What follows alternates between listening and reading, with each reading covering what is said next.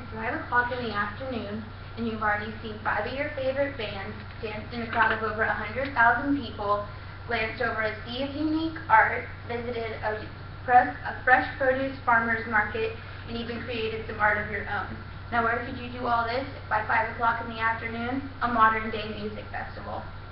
It is a misconceived notion that music festivals are only for the youth's counterculture, but as an avid festival goer for the past 6 years, doing my own research and some on the internet, I have found that there is festivals for just about everybody.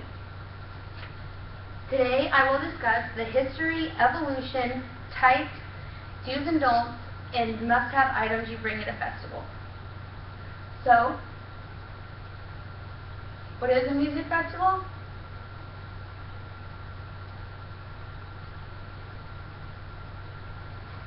Dictionary.com defines a music festival as an entertainment event with a number of musical performers or bands centered around a certain theme or genre. I would say this definition was accurate in the 1950s to 1970s.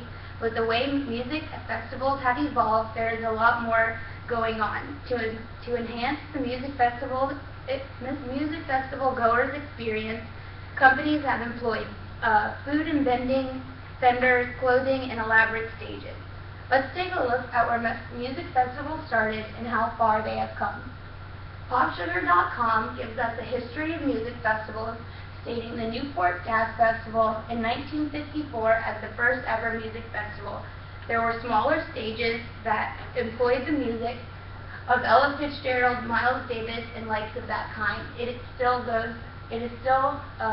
going on today. The most famous festival we have is Woodstock in 1969.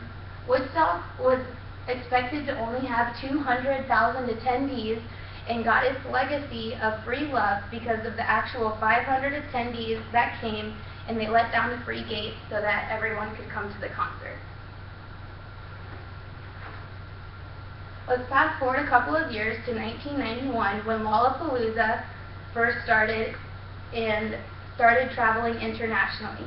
RelevantMagazine.com says that political activists, art and food vendors were the first seen in addition to music festivals at Lollapalooza in '91. Starting in 2008 to present day, we have extravagant music festivals such as the Electric Daisy Carnival. It features 3 stages, internationally famous artists, and a stage of over 147 yards. That's over 26, over the length of a football field. Now that we've seen where music festivals started and how far they have come, let's take a look at the different types of music festivals offered in modern day. First, we have the electric dance music festivals, which have electric artists in dubstep, trance, and other genres of the sort. They have extravagant stages that specialize in visual effects, and the #1 North American music festival would be the Electric Daisy Carnival. Now, there's Christian and faith-based festivals, the #1 in North America being Creation Fest. The Creation Fest website states that their mission is to impact the youth generation with a message of Jesus. Also, there's family-based and chill festivals such as Lollapalooza, which inside features Kids-a-Palooza that has kid-appropriate bands and family fun activities. Also, our hometown of Jacksonville, Florida hosts the biggest North American country music festival, the Florida Country Superfest. Although music festivals vary throughout themes and types, there are some do's and don'ts that apply at every festival you can go to. Some festival do's are to make sure you double check your ticket vendor that it's credited before buying it online. There is a lot of phonies. SafeConcerts.com can present you a list of accredited ticket websites. Also, make sure you bring lots of water and stay hydrated. Eating healthy the day before the festival is just as important as the day of the festival. Make sure that your mobile device is charged, and establish a meeting spot with your friends in case you guys get separated. Some festival don'ts is don't overdo it on the first day. Pace yourself.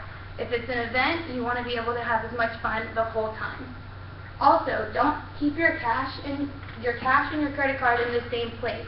Put one in your pocket and one maybe in your shoe, so that if you lose one, you have the other one as backup. Also, never ever leave your drink unattended. Now for camping festivals, Tent-tastic has put together some do's and don'ts of their own. Make sure you definitely do a check of your tent before you get there, making sure there's no holes and you have all the parts. Also, create a flag to put outside of your campsite so you know which one is yours. As you can see, in a sea of tents, it's hard to find which one is yours. Also, when you're camping, don't ever wander from the roads at night. Wandering from the main roads can get you lost. And also, don't leave your valuables unattended or bury them next to the campsite. Another Tent-tastic tip is to make sure you're with at least 5 walking minutes away from the bathroom.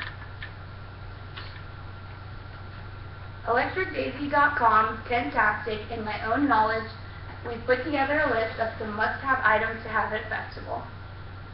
Some of which include a poncho in case it rains, some snacks that you can have in your pocket or backpack, sunglasses, sunscreen,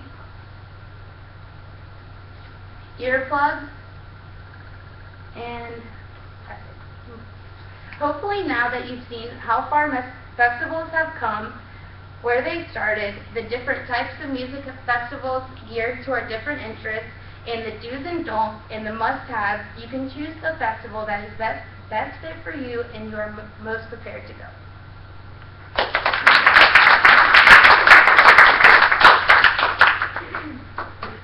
That makes me want to go to a concert.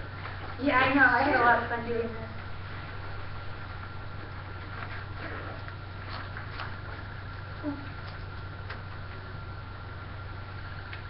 Was that this concert in Red Rock? I like that. Red Rock.